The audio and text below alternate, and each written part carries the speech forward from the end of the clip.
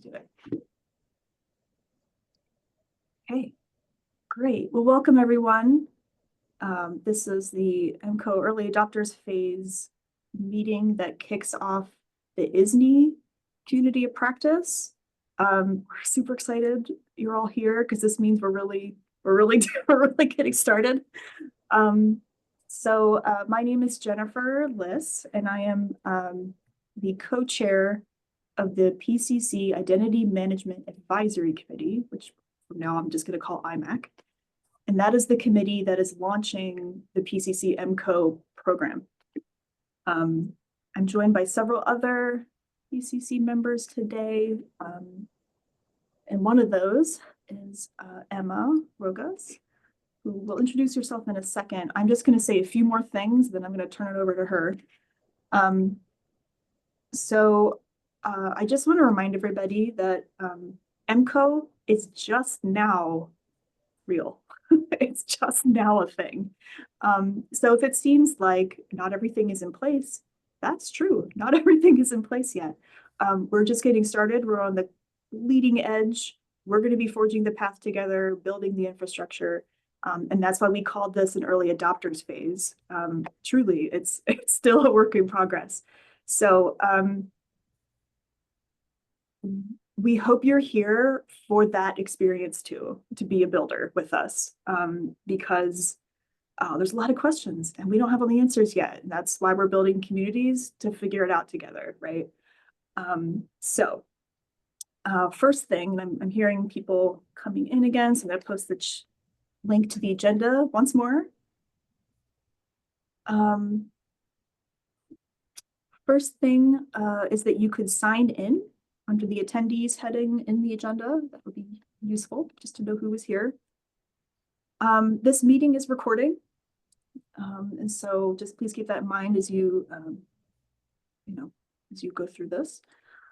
We will post the recording. And this is especially important because not everybody can be at this meeting today due to the global nature of this endeavor. We hope to have that posted as quickly as possible, usually within 2 days. It seems like that's been the running record for doing this.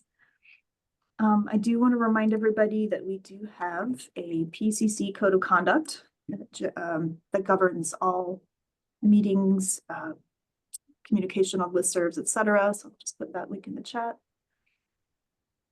And then last sort of housekeeping matter is that we encourage everybody to help with note-taking. We found out during the onboarding meeting that it was really hard to have just one person do it, especially when that person's running the meeting. So you are welcome to sort of pitch in and help with the notes. You will be our big hero, actually, if you do. So, with that, I'm going to turn it over to Emma, who will introduce herself and get us kicked off. Hi, welcome everybody. So I'm Emma Rogas. So I am a committee member on the Identity Management Advisory Committee as well. In my day job, I work for the British Library, and my role there is very much involved with ISNI. I also manage all the authority control processes at the library, but I also manage the ISNI quality team, which you may have heard of. That's composed of colleagues at the British Library and Bibliothèque Nationale de France. My other interest in ISNI as well, I chair the Technical Advisory Committee for ISNI. So for the ISNI community, we gather technical requirements and discuss those, prioritise and put them forward for development where possible. So that's my kind of background in ISNI. I also go to ISNI board meetings, so that's why I've come to help out at this meeting today, and I'm really pleased to see all of you here and sort of hear about your interest in ISNI as well. So as Jennifer has said, this is our early adopter phase. We're very much at the beginning of this journey, and really excited to sort of see what people get out of this and the kind of projects that they'll be involved in doing this as well. And when we sort of started to sort of work out how EMCO was going to run, we were sort of looking at different registries, and we felt it'd be really important to have those as different communities so people could get together and discuss what kind of things that were coming up across and sort of sharing best practice and things like that. And I think that's going to be quite interesting as we go along, to be honest with you. So this initial meeting is for setting up that particular community of practice. So you kind of become a group together for coming up with guidelines and discussing things. And we have got some particular things that we think that these community of practice will be coming up with. And we've got a bit of a timeline for that as well, just to give people a bit of a steer, because otherwise it's a bit difficult not to know what you're doing and when. So our very first deliverable that we would like each community of practice to come up with is to select a coordinator or coordinators for the group. And we are asking that to be done by the 11th of April, because that just helps then to give some organisation to the group. And that coordinator will be helping with setting up meetings and with communicating with the community of practice, and then also communicating back to IMAC as well, so that we can keep updated on what's going on in each of these groups. Beyond that, the first things that will be done within each community of practice will be setting up communication channels that work for your group, and also maybe sort of bringing together any documentation that you've got for best practice recommendations for working with identity management. And I think that's really important. This is what these kind of communities are for, is to share your experience, your knowledge, your best practice, and then maybe sort of start to work on that as something a bit more cohesive for the community as a whole. So yeah, that's the first things that I think people will be looking at. Getting yourself set up as a group as a whole, setting somebody up as a coordinator, and then start to work out how you're going to be communicating within that group.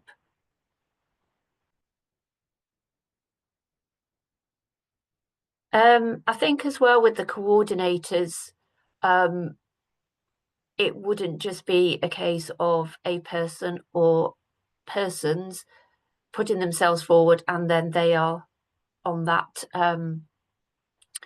forevermore sort of thing. So it may be a case as well of deciding on how long that person wants to volunteer for, and then maybe, you know, have it on a rolling basis where somebody else steps in afterwards.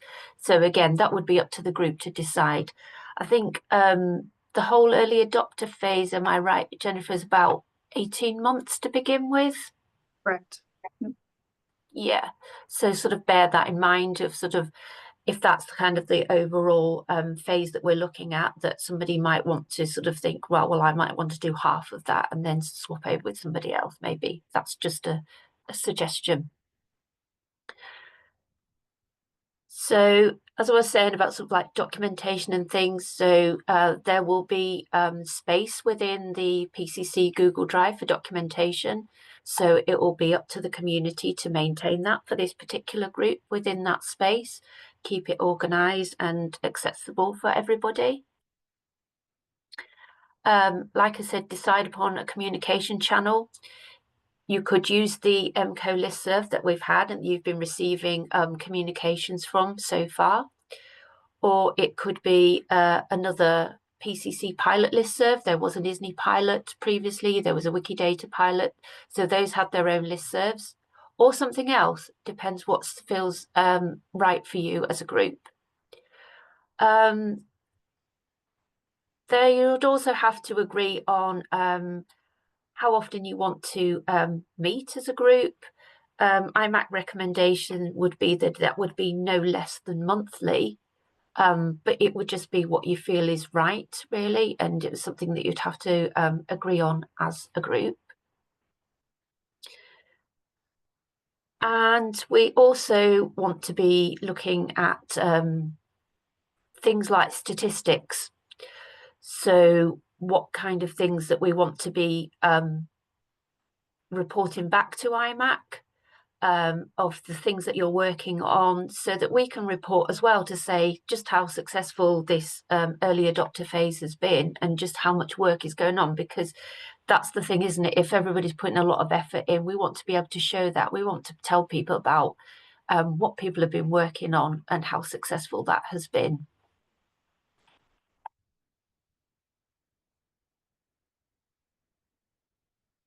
All those statistics that will be gathered, that will kind of be another role for the coordinator to make those gathered in a central place. And then those will be reported back up to IMAC. And we think probably on a quarterly basis for those. Another role for the coordinators would be to ensure that there are meeting minutes taken for each of the meetings that you hold, and that those are also recorded as well and put in an accessible place for other people to look at. Other tasks, for example, would be tracking any action items that you may have that you've agreed on at your meetings. And then it's just a communication role as well, really, communicating with the community practice, with other community practices, because there are other ones. For example, there's a Wikidata one, one for WorldCat entities example, and also with IMAC itself, as I've said.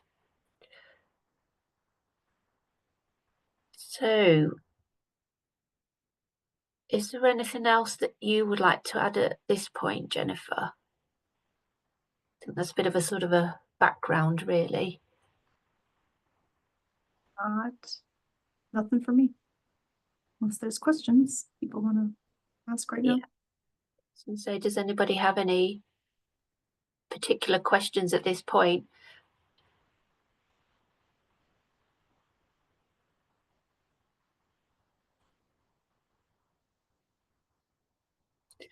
Appreciate it. All seems quite abstract at the moment because there is nothing there yet. It's all very brand new. And as we said, we're just setting these things up.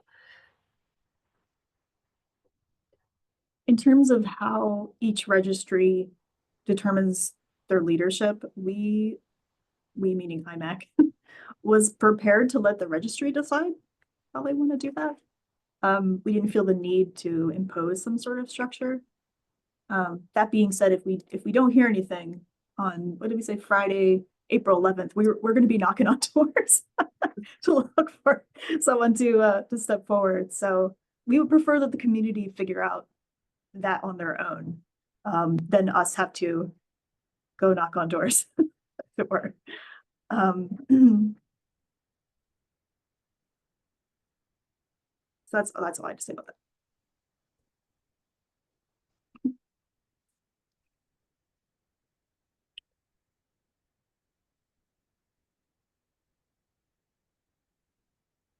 Okay, we ran through most of the logistics, did we not?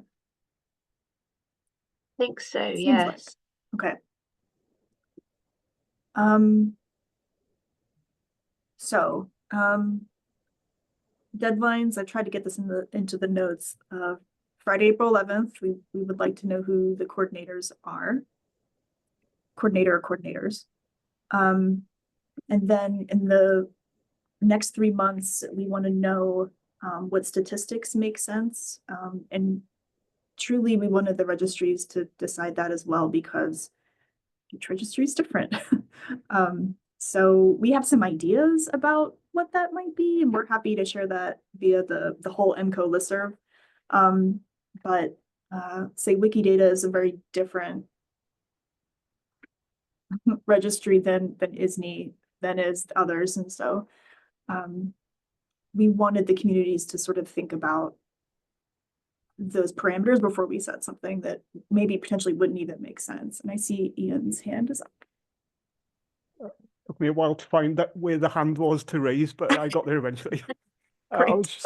I was just thinking that it's probably, wouldn't it be a good idea to figure out the best way of communicating within the group is first, then we could sort of figure out who the coordinator is and what the information is needed is then. Yeah, That's a very good point. Yeah. so we could use this time for this group to discuss that. Absolutely, great suggestion. Thanks, Ian. Ruth's hand is also up. Hi, yeah, I was thinking about this week. I'm going to try to go to this one, the Wikidata one, and the WorldCat Entities one, but I'm also not entirely sure about, I guess, how much flexibility is expected for us to potentially figure out still where we're going to end up during this next phase. There is an immense amount of flexibility. The perk of this being an early adopter phase is that the rest of the PCC, all of the other programs they have, they've just been lowered. But there are production standards that you have to meet. There's nothing like that for EMCO. And there might never be anything like that for EMCO. So if you join a community or more than one community and you decide, I would rather just my attention be focused here, then that's fine. You just kind of quietly withdraw, and then you focus where you want to. Yeah, because I think we saw the real value in the participation rather than sort of, because everybody probably's got some valid contribution there, rather than trying to put some kind of limit on it and say, you have to do this much. And then people say, but I can't manage that, so I'm just going to step away. It's much more flexible than that. We didn't want to be so prescriptive, really, because we just thought it would be much better to have people's input and people's ideas than trying to be put people off, as it were. But yeah, if people were having a go at quite a few and then say, oh, that one's actually not for me now, then that's fine as well.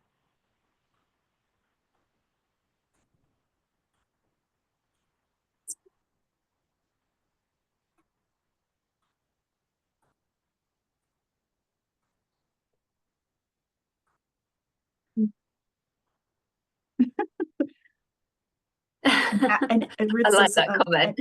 an appetite for entity management. I love it. Okay. So we could turn the rest of this meeting time to sort of helping with the logistics, right? We can chat about what's that communication channel. We could start having a conversation here real time about statistics. We can chat about registry coordinator, although that really puts people on the spot. So we could wait too. Or anything else. What do you want your next agenda items to be? We could start trying to, hash that out. The intent is IMAC steps way back and the communities of practice sort of manage themselves. We're happy to help. If you have questions or you need support for something, we're here, but truly, we're going to be running several of these and more might arise. We don't know. So the communities of practice we hope will be pretty self-running, I guess. Ruth? To that, I had a follow-up question because perhaps that's part of where my overall uncertainty of how I'll end up is that if we think, for example, about statistics, I don't know what we as librarians, catalogers can do with ISNI or not do with ISNI at this point. I'm very fresh to it. I have put ISNI identifiers into Wikidata records. I have occasionally checked records and looked and said, oh, this person, like their affiliation says Penn, not Penn State. I should tell the person this person's Penn State, and done a feedback form. And that is about the extent of it. So I'm wondering, do we have people in this group today that have experience with ISNI and could, or thinking about what it is that we would even be able to do with ISNI? Like, are we talking about using and incorporating these records? Are we talking about creating and modifying these records? Are we talking about what are we doing with this? So that's my, does anyone know? No, that's a really good question. I mean, I think at a very basic level, the things that you're doing is really useful anyway. Putting those identifiers into other sort of identity management records, for example, Wikidata, that's great. ISNI sees itself as a bridging identifier, so you're linking those up, and that's what we want to do. Whether it's putting it into a NACO record, if you do NACO, that's all useful. And spotting things and sending that through. Do you use the yellow box on the website? for doing that. Yeah, that's what I've used so far. Oh, that comes through to my team, so Oh, great. That's what we do. And I'm going to call her out Actually, now. isn't Angela it just is the nice? manager there, so of that particular team. So yeah. It's actually just nice to hear in this group, oh, someone actually sees them. Oh, It's yes. not just going into a void, which I knew that, but you know, it's not widely known probably. Great point. Thanks, Ruth. Yeah, Chris? I was just gonna say in response to Ruth's question, I mean, I still use the ISNI, from the PCC ISNI pilot. I still use the documentation from there. I mean, we've been using that for, I don't know, 7 or 8 years now. So you can do a lot of things. You can create ISNIs, you can, upgrade provisional ISNIs to assigned ISNIs. You can sort of, disambiguate, you know, multiple people on one record, or you can say, hey, this is a duplicate. So there's a lot of things that we've been able to do. So yeah, there's a wide range of things. Yeah, I was just gonna throw that in. Is that all the documentation on that? It was all compiled on that wiki. Is that the documentation you're? Yeah, yes, Yeah. that's right. Yes. I was going to say, Track that down. I know it's, maybe I I know was I going have to it say somewhere. if anybody has a link to that, that would be absolutely great to be shared within the group. You can probably so that- find it fairly quickly. Okay. One of the questions I had this morning, I realized, oh, I actually don't know this answer, is can we get more people using the tools? Like Chris was just saying, you can update things. Can we get more people access to that even? So anyway, that's a question, I guess. Yeah. Oh, thank you, Lucas. Oh, There. Roofies, you're the best. Thank you. That's the one.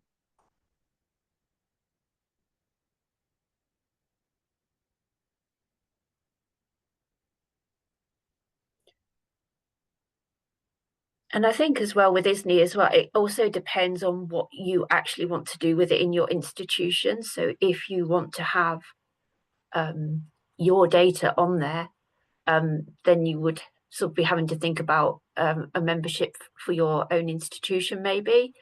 I know people have done things in the past where maybe they put all their faculty members on or something like that. So there are lots of different options of ways to interact with it.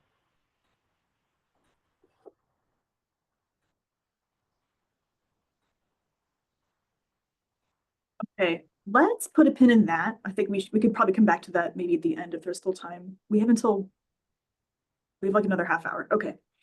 Let's go back to the communication. How does this group like to communicate? There is a PCC ISNI pilot listserv. We could just co-opt that, just start adding people to that.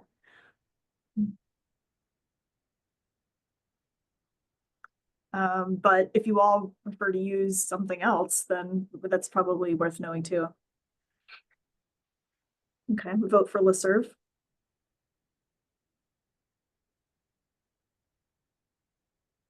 So let's go back a little. There is a Google Drive that we need to get you all access to. Oh, okay, we need to get you the link. If you could fill out, I started an EMCO-ISNI community of practice roster. It's really simple. It asks for your name, an email, and the date you joined. The email, okay, long story short, the PCC has lost documentation over the years because people use a Google address that's affiliated with their institution. Like their institution has a Google account or something, right? And then, so they're logging in with their institution account, like my institution has a Google Drive account, and I can log in with that if I want to. But then when I leave my institution, not that I am, but if I left my institution, my account's deleted within 30 days. It's just a university IT policy. It's just gone. And then my documents disappear. That's disastrous for the PCC. And so if possible, I know not everybody has multiple emails, but if possible, would you mind using an email that's not affiliated with an institution? for just the Google Drive, that would be super helpful. I know it's annoying to flip where you're logged in on which browser and things, and I understand I have to do the same thing. But we really don't want to lose documentation or have to migrate a bunch of documentation. Should someone move from institution to institution. So that's the only thing I have to say about the roster. But anyway, if you fill out that roster, that will get you eventually Google Drive access, where you will all be doing mostly internal documentation. So we expect each community of practice to be generating, I don't know, best practices. We're going to ask you to do an inventory of all the existing standards. Happily, there's a wiki we just found that has a lot of it. But there might be other documents out there, maybe other groups that are working in this space. And so some compiling might be necessary. That would be done internally. We also have the option to post some stuff publicly so that other people out there in the world know what's happening in the ISNI community of practice within EMCO. We do have an EMCO wiki, which you might remember seeing, find the link, back during the onboarding. It needs to be updated at this point. There's a lot more information we could share there. We haven't had the time because we've been trying to organize these meetings, but as we go, we want to be able to share as much information as possible with the outside world. But we do realize not everything's ready for prime time. And so that's why we have this collaborative Google Drive space. Okay, enough about the Google Drive. So communication channels, listserv. Do people like Slack? I don't know. What else? Nothing. No. Someone shake head. I'm sorry. No. Okay. I All think right. listserv is a good idea. Listserv. Okay. IMAC can figure out. We think Columbia owns the listserv. That's okay. But we just want to make sure that there's somebody there that's still committed to it being living there. So I'm happy to work on that. My to-do list here. There's a bunch of people, of course, already probably subscribed to the ISNI listserv, and they can just unsubscribe if they're not interested anymore. But maybe also that would be a good way to sort of connect to people who were involved in this original PCC pilot. So for some reason, they didn't hear about EMCO.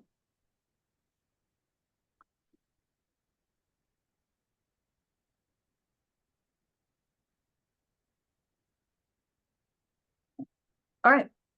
I think listserv for now. And then if this community decides they want something else, that's up to you. That sounds good. Okay. So I will double check about the listserv, the PCC pilot listserv, and we can repurpose that. What was the other thing we said we were going to talk about?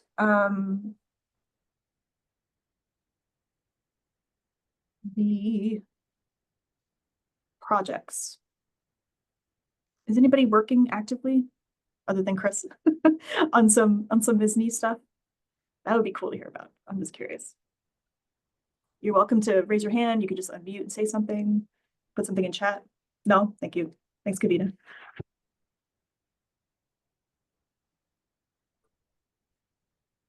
I have a lot of folks at my institution who might be interested in using the identifiers. I don't know that there's a lot of interest in actually editing. Maybe there would be.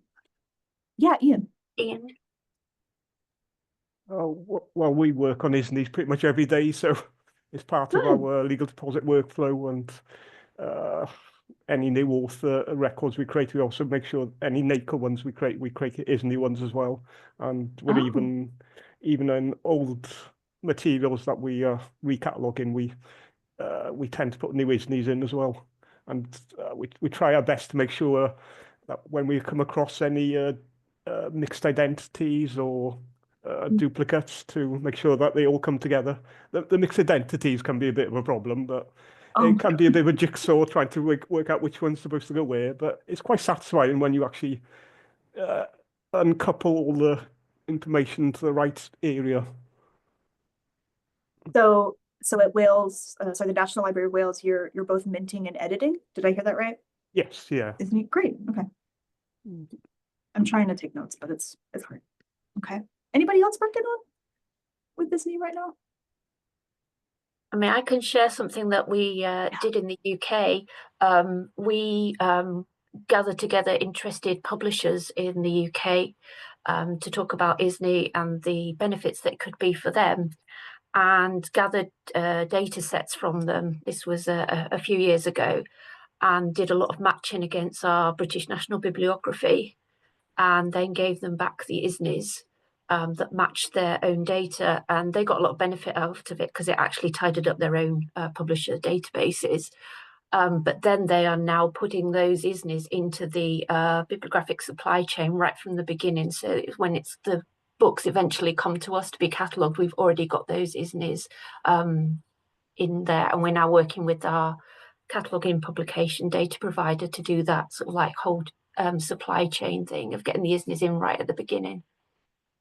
Oh, that's amazing.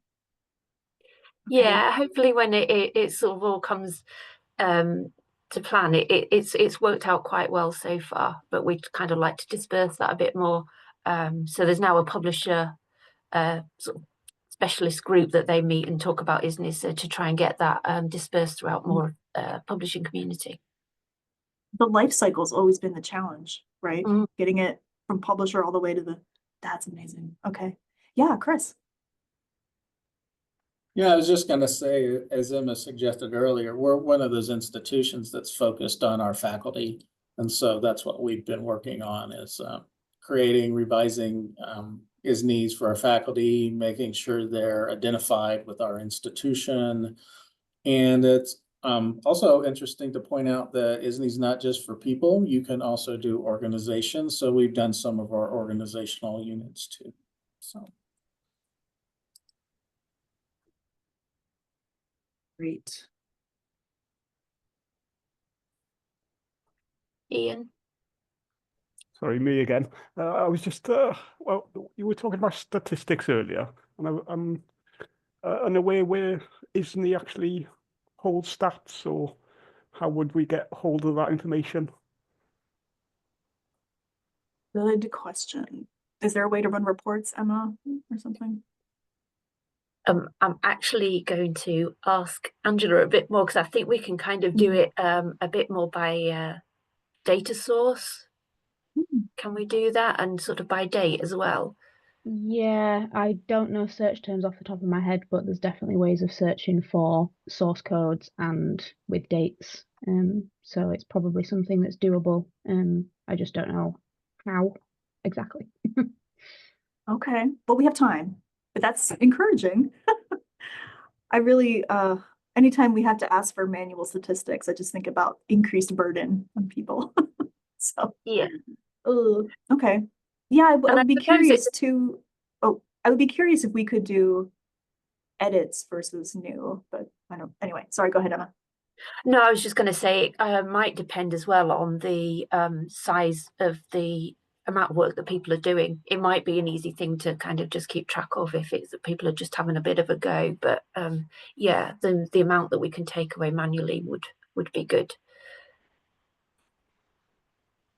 So maybe at first there is a manual tracking until something can be devised. I mean, hey, maybe that's an outcome, right? Maybe that's a deliverable for this early adopter phase, as we figure out how to maybe automate some of this. Mm-hmm. Okay, trying to watch chat too.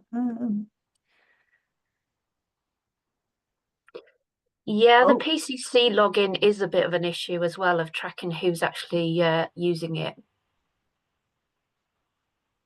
Unless we just define it at the PCC level. Like, we don't care where it comes from, but that it's just the PCC did this. Honestly, policy committee's not gonna care probably. And we're not like here to like, I don't know, watch who's submitting what, you know, like from our perspective, like we don't, whatever you do is great. Yeah, that's not an issue. So I think it's more if you're editing and things like that, that's not so much of an issue. But if you are minting and getting new ISNIs assigned, there is a cost in that, and then it's tracking who's doing, who's footing the bill. Okay, I got it. I caught up. Got it. I suspect we'll all learn more about cost structures and stuff as this goes. There's a lot I don't know about this. Okay. Yeah.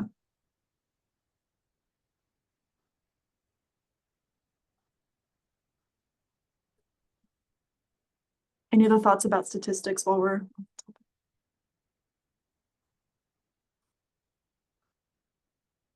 when IMAC talked to the Library of Congress, who manages the statistics for all the other PCC programs, one of the things that they suggested, we don't have to do this if we don't want to, is tracking when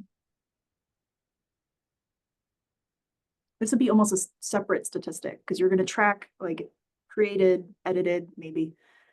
And then you could also track, as was suggested by them, when you created something in EMCO, in this case ISNI, but didn't create something in NACO if you're a NACO member, which was which was interesting. Because we've already heard Ian say that, well, they do both. So that would be like 0 for them. But I thought that was, I don't know what to think about that, but it's I'm not sure how that data would be used by anyone. Just a statistic to report. It may not be useful. I don't know.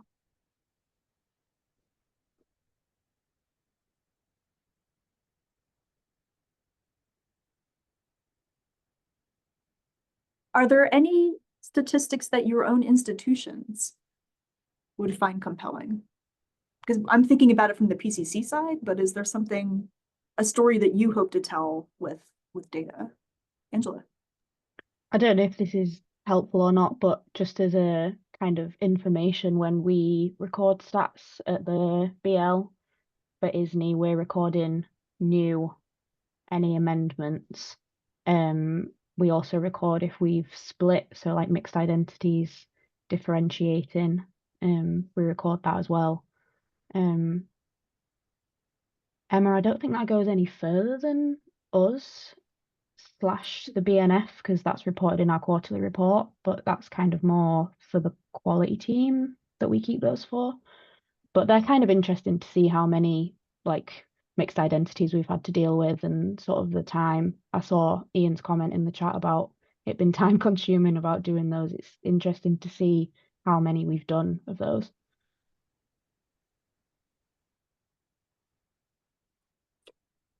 Because you can also merge as well if you spot there are duplicate ones. You can merge too. There is a duplicate crawler in development at the moment that may pick up some of those automatically. So, but it's not there just yet. So when somebody at BL records a stat for a split, but let's say it's like 3 or more, do you count 3 or do you count 1? Because you worked on 1, not. Yeah, we count 3. So if there's been 3 people in one record and we've split that off into 3 new ones, that's 3 identities differentiated. Mm-hmm. Okay. He says there are multiple duplicates. Yep. Yep. Got it. Okay. Thanks for explaining. Well, that might be something for the community to think about. What do you need to report to your own institutions, maybe?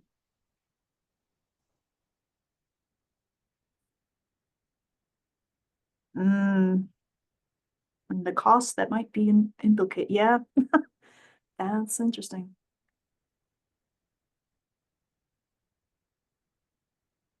That's a whole other thing I didn't even know to ask about. That's great. Good point. I think the answer of that is yes. If you're creating a new ISNI, there is a cost,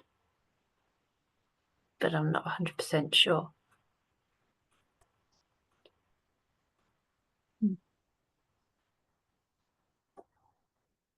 We could find out. Yeah. Okay.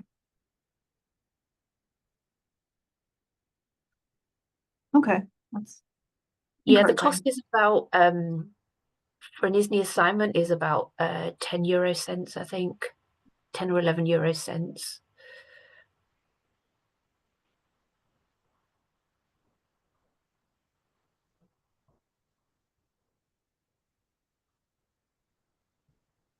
Yeah. Yep. Good point, Ruth. Yeah, no, I think it's really important to get those thoughts going because it's sort of, yeah, it gives that kind of community something to think about and things that they might want to sort of work out, well, what's the best practice going to be here? So, yeah, it's useful.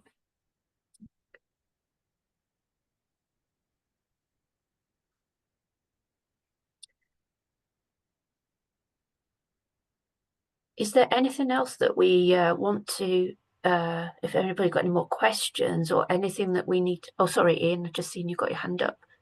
Well, I was just thinking that once we've got out, well, that we've decided to use listserv, then we can actually figure out when's the best time to meet for the first meeting and thrash out a lot of these details, isn't it? Yeah.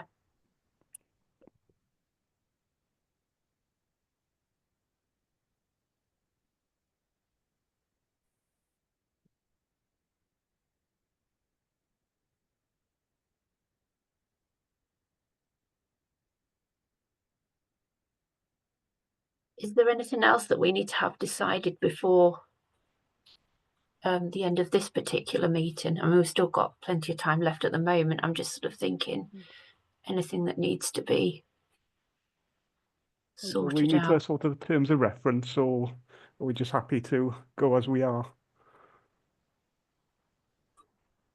So, am I unmuted? Yep, I am. Okay. I almost did the thing in Zoom. So one of the things that we decided, because we couldn't, for logistical reasons, schedule 2 meetings for each community practice to get like both hemispheres. We decided to meet and record and post and then wait 10 business days so everybody could view it who couldn't attend.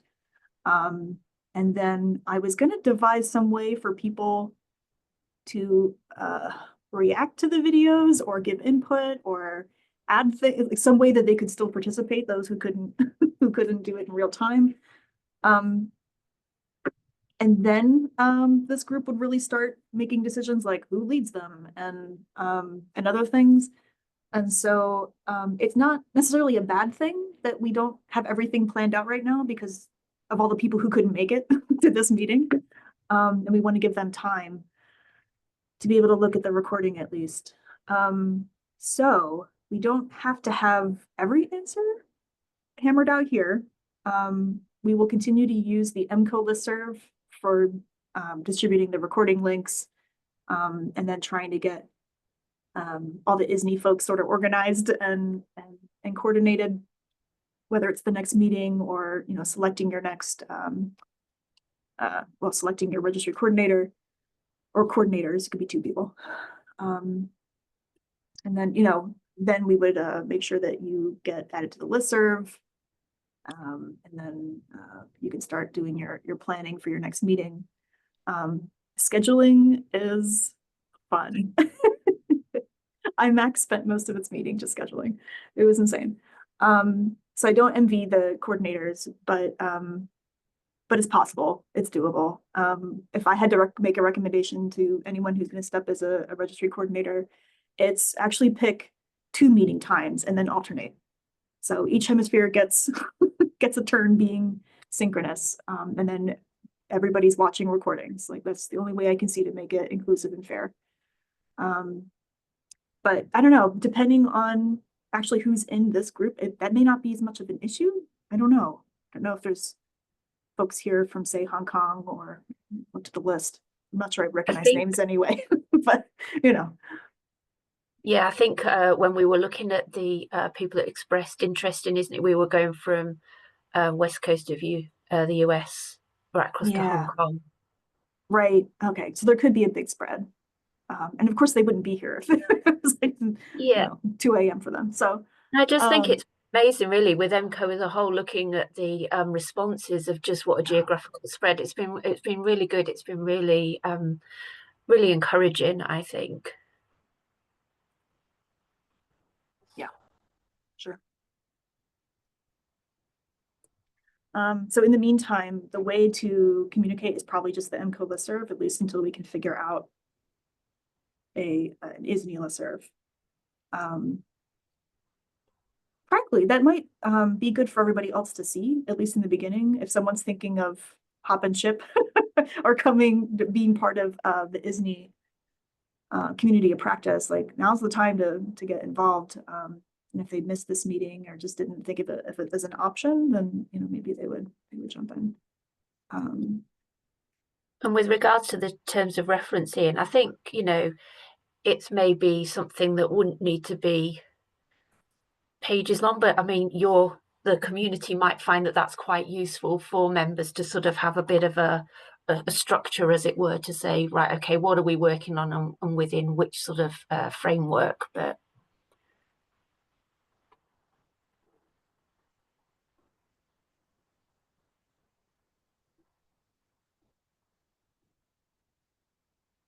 Okay, at the top of this, the meeting agenda, which I could post the link if someone needs it, if someone snuck in late.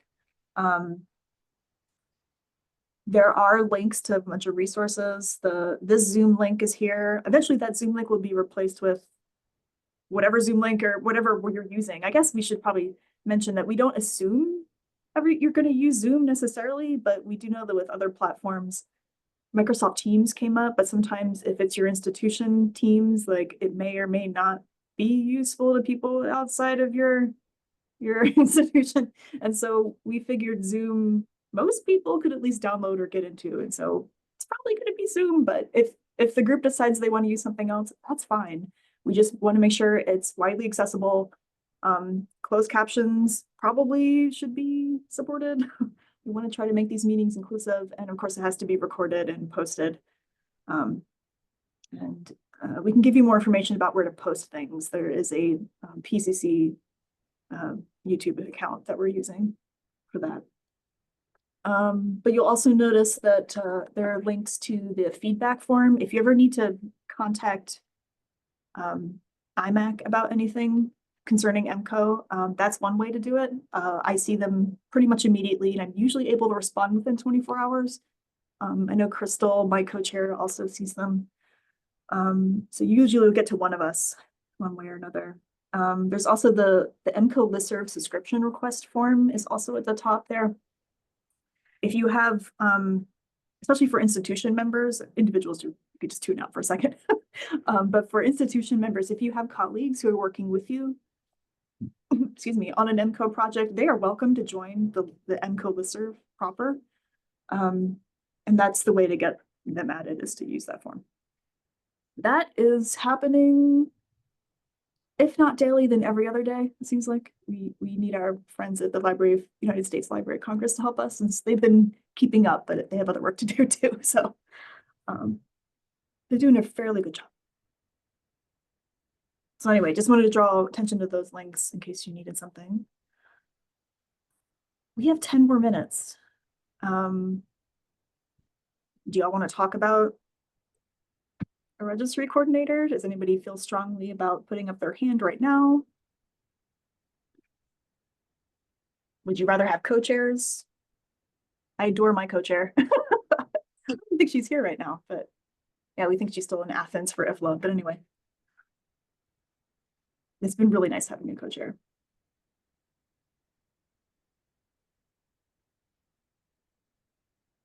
The coordinators honestly just keep things going. Logistics, it's not like you have to do all the work. Much of it you can delegate. There's usually always someone to help raise their hand and say, oh, I'll do that for you. Okay, well, y'all can think about it amongst yourselves.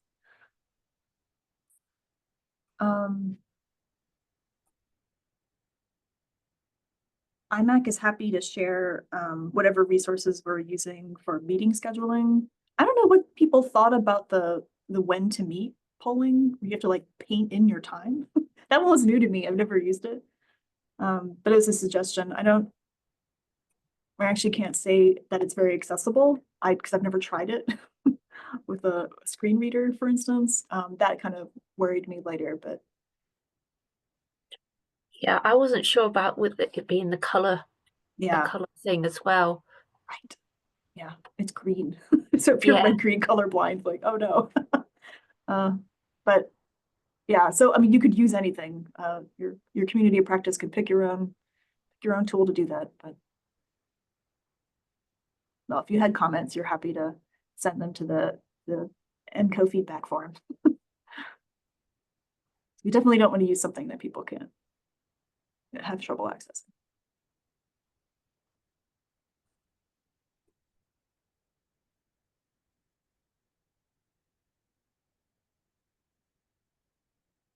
All right, I'm pausing just to see if anybody else has any thoughts.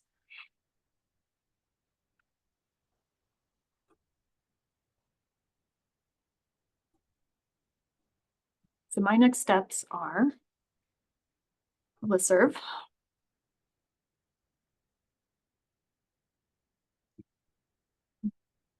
Okay, and then this group is going to select registry coordinators.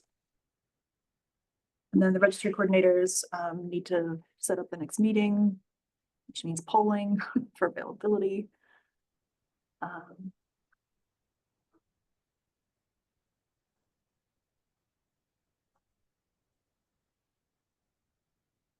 More pausing. There's nothing else, we'll let you go early, but since we are all here and it's hard to get us all scheduled, we might as well just take a moment.